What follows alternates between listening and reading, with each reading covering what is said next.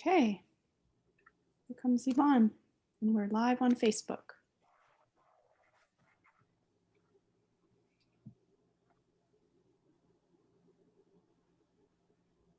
Hello, Yvonne, and welcome everyone to Stories for Hope, Healing, and Belonging. I'm assuming you've got your lunch thing going on there, so we'll just say hello and we'll leave you to that, but hopefully you can enjoy the stories. Hi, Yvonne. So welcome. Oh, I see Yvonne's unmuting. Hi, how Hello. are you? Hi, Yvonne. Fine, how are you? To see you again. So welcome back to Mel. Thank you again for joining us and reading stories for us this week.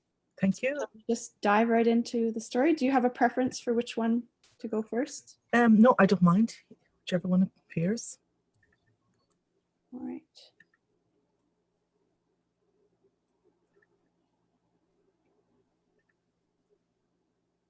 Okay, can everyone see the screen? Yeah, yes. Right. Okay. The first story we're going to read today is called The Boy and the Bindi. And this story is written by Vivek Sherar and illustrated by Rajna Pereira. The Boy and the Bindi. Have you seen my Annie's dot? It's a bright and pretty spot.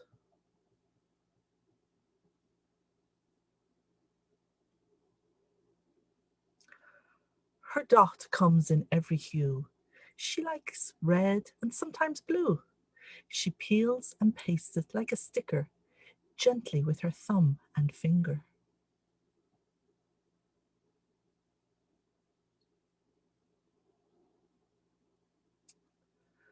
Above her nose is where it goes. What is this dot? I want to know.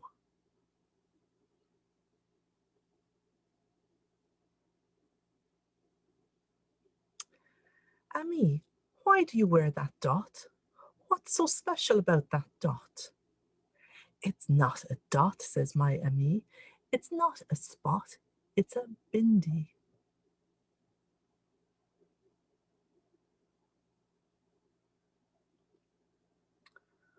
What's a bindi? What does it do? Oh, my bindi keeps me safe and true.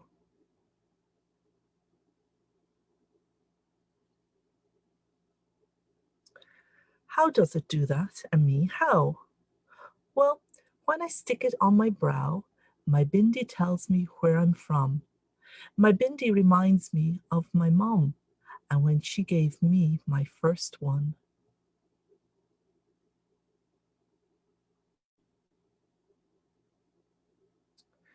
I look at her bindi with this view. I too would like to be safe and true. And me, can I have a bindi to wear? Do you have one more to spare? She smiles and reaches in her drawer. Ta-da, she says, this one is yours.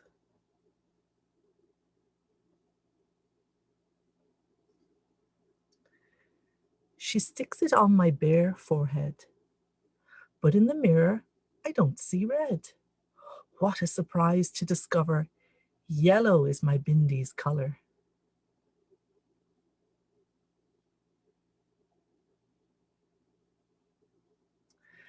As soon as it's on, I feel so calm, like all the noise around is gone.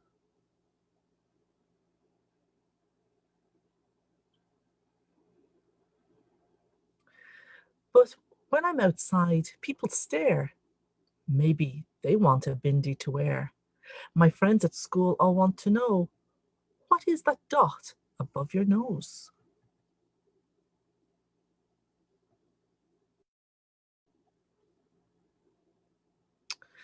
I do not have words to say, but if I close my eyes and wait, my bindi turns into a star, and then my forehead turns into the sky.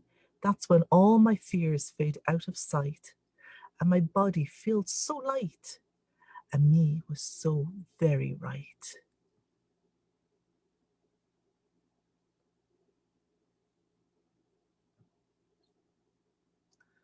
So now I leave it on my face. My bindi will always have its place. When I bathe or go to bed, my bindi stays on my forehead.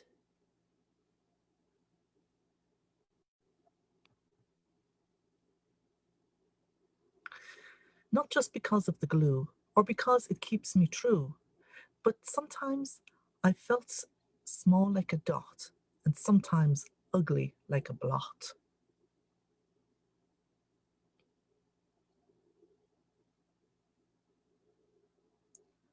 But if a bindi can be more than a spot and bring beauty to and bring beauty where there is not, maybe I can too.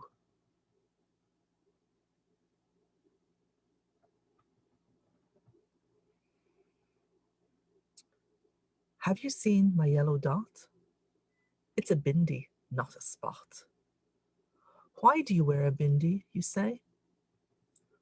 Why is it so special anyway?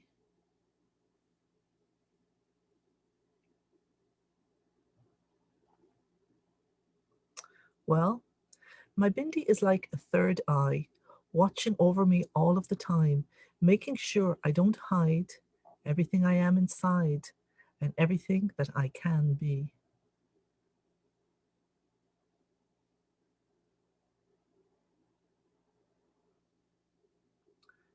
Thank you, Ami, for my bindi.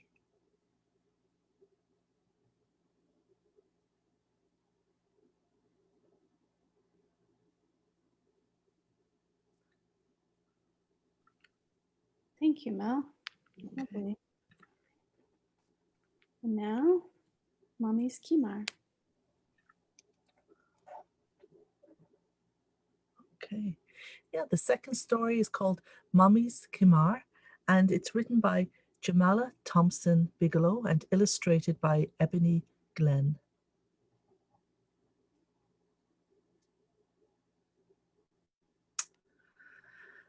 A khimar is a flowing scarf that my mommy wears. Before she walks out the door every day, she wraps one around her head.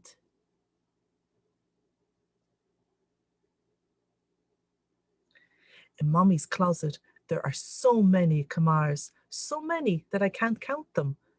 Black ones, white ones, purple, blue, red, stripes, patterns, and polka dots too.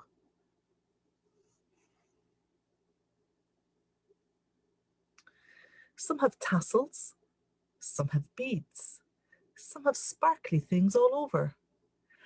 And she has my favorite color, yellow. When I put on mommy's khimar, I become a queen with a golden train.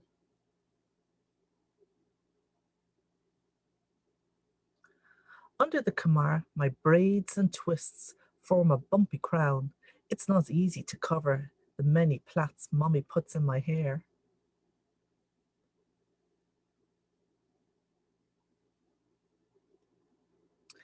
When I wear mommy's khimar, I shine like the sun. I dive and become a shooting star into a pile of clouds. Of course, I make sure that mommy doesn't see me.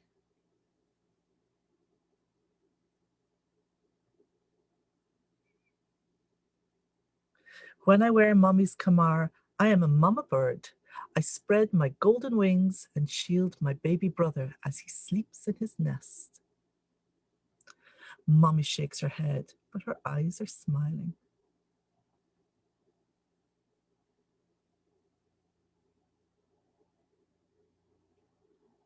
When I wear mommy's khimar, I am a superhero in a cape, dashing from room to room at the speed of light. Daddy snatches me up and I fly. Mommy can't stop laughing when his bristly beard tickles my cheek with a kiss.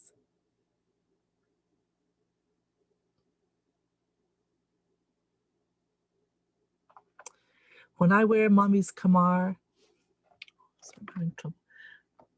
mommy is with me even when she's away. I close my eyes and I breathe in the deep, really deeply.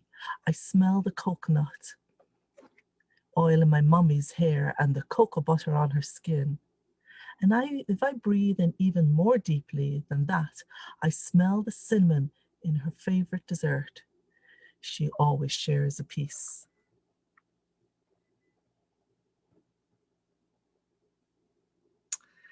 And when I wear Mommy's Khimar and Mom visits after Sunday service, she sings out, "Sweet Jesus," and calls me sunshine. My mom doesn't wear a Khimar. She doesn't go to the mosque like Mommy and Daddy do. We are a family and we love each other just the same.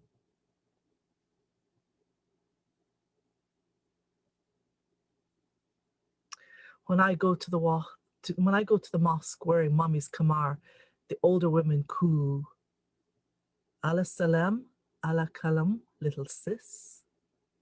Mommy smiled, so proud.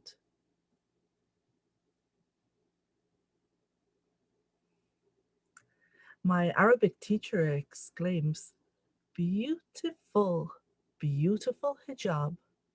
Hijab is the word she uses for Khimar. Sometimes I say hijab too.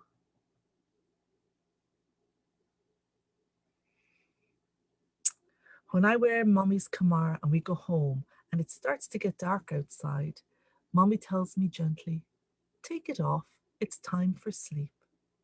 She removes the Khimar from my head and I remove mine. We hang them up for the night.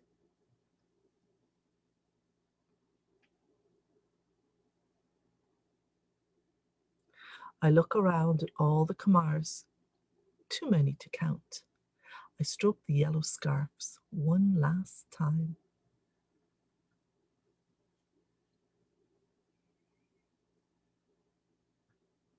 I close my eyes and breathe in deeply, really deeply. And if I breathe in deeply enough, I can take Mommy's Khimar with me. I place it inside my head. I take other things and I place them there too.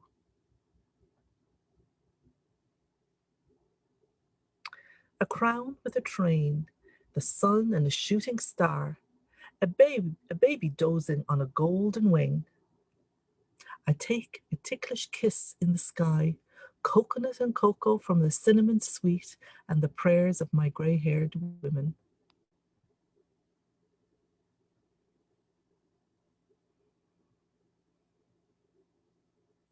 I take all these things with me and I go to sleep. Though Mommy is away, it feels like she's come too.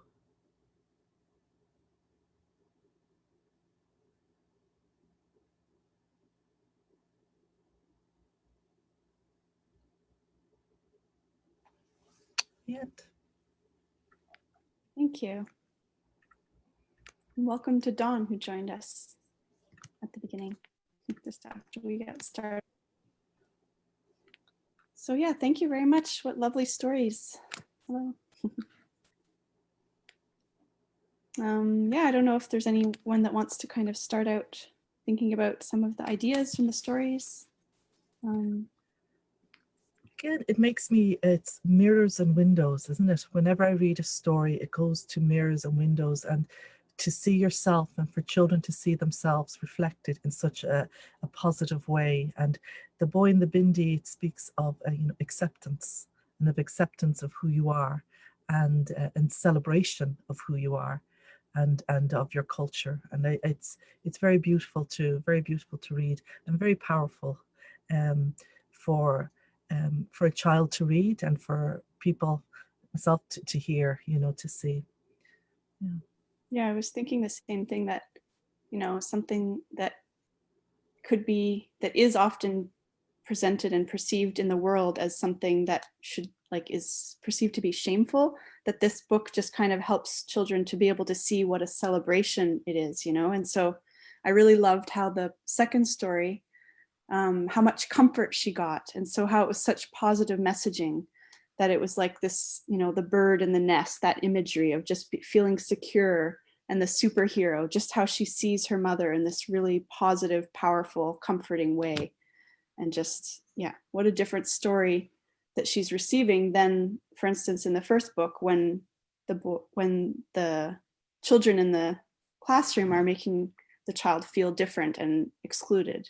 Yeah. So But yeah, I totally agree. Yeah, the phrase windows and mirrors, a window into something that's mysterious to those who don't know about their meaning and significance, says Yvonne. Yeah, a way into something that you might not otherwise know.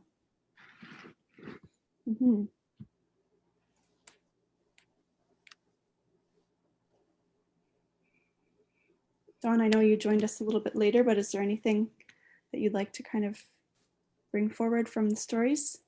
Had you read either of these stories before? No. Hang on, my Roomba is going. I need to turn it off because it's very loud. That's okay. It's right under me. I have read them before. Mel has shared them with me. I think how great it would be for children who are represented in that book, right? Like, especially around here, we don't see a lot of diversity. And I'm talking about here, Bob Cajun, in my small little community.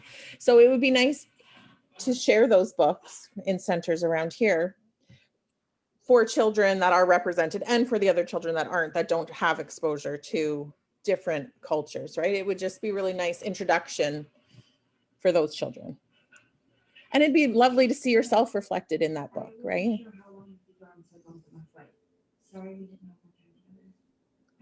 Yeah, and to start to understand the significance, right? So for children, when they are introduced to somebody, to be able to have a little bit of knowledge, to be able to say, oh, I know, that's a Bindi. I read about that.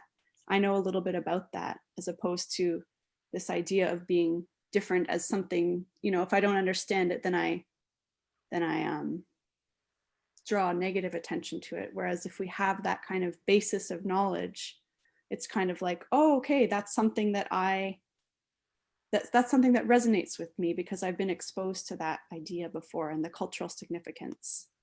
Yeah.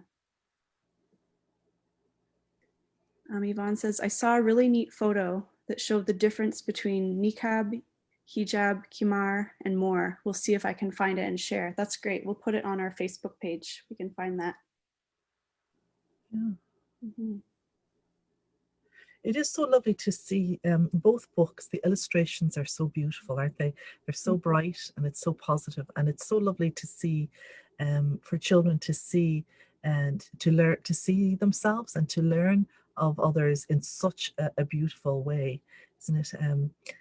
And to see the conversations you can have with children and the commonalities, you know what I mean, there. And I think that's the power of the books, that it just invites children in to talk and to celebrate the differences. Yeah. And commonalities, like what I saw between those books, and I think what could relate to a lot of children is the kindness and the strong bond between the child and their parents in these stories. And so, you know, that process of wanting to say, oh, well, when did you get your Bindi? Can I have one? And that process of, you know, passing along culturally significant and symbols to the next generation. I just think that that's something that all children have experience with, right? Of learning things from their parents and starting the next generation. So I think that that piece about that bond between parents is a really an important one that's come through in both of these stories.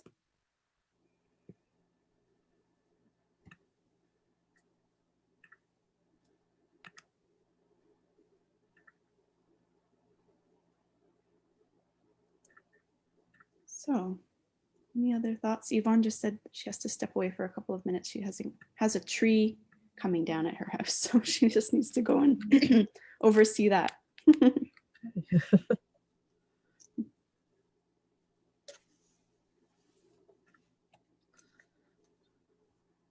Well, any other last thoughts for today? They're kind of shorter stories, I think, so we've sped through a little bit. And it's a smaller group, so not quite as much conversation maybe as usual. But really beautiful stories, and thank you so much for your lovely reading of them. Oh, you're welcome. No, they are beautiful stories, and I would, you know, you just after reading them, you just really want to go into a center and read the stories and share them with, you know, with the children, because they are such beautiful books, and I think very lovely conversations you can have around. I was thinking about, you know, The Boy and the Bindi, and the idea of acceptance for who you are, and just the love that is shown to, you know, to the child, you know, from the mom, and explaining, and it's very beautiful stories. Yeah. Yeah, I'd like to do that as well. Share them with all the children that I know. I think there'd be great conversations that would come up with the children, but I wonder if some educators would be uncomfortable with some of the things that might come up. Right? Like, I wonder if that might put somebody out of their comfort zone talking about different things like that. Just in the sense that you think if educators don't already understand what a bindi is, for instance, how they would speak to it. Yeah, I think it becomes a great opportunity for exploring that together, right? Yeah. Or like you're saying, you know, educators in your area might not necessarily have much of a cultural reference to be able to draw from, but maybe to say, oh yeah, that's a great question. Let's go look into that. Let's invite somebody who could come and speak to us and share more about this, about the significance of the bindi. Yeah, and then, yeah, I think that's also a really lovely way of connecting either with families, you know, if there's families within your center who could bring some more information and stories and sharing, or also to connect with the wider community. I think there's lots of opportunities there to bring volunteers and speakers, even if it's virtually right now, to actually build a relationship with the children and to start to explore questions together. I just think, yeah, such a good place really when educators move outside their comfort zone, because that's where learning happens, right? Yeah, and I think the books are a really great tool, aren't they, to start to talk about things. And if you're talking to children, I mean, you don't have to be, as the educator, you don't have to be the one who knows everything, you know, but just being open to it, open to learning, and to learning with the children about something.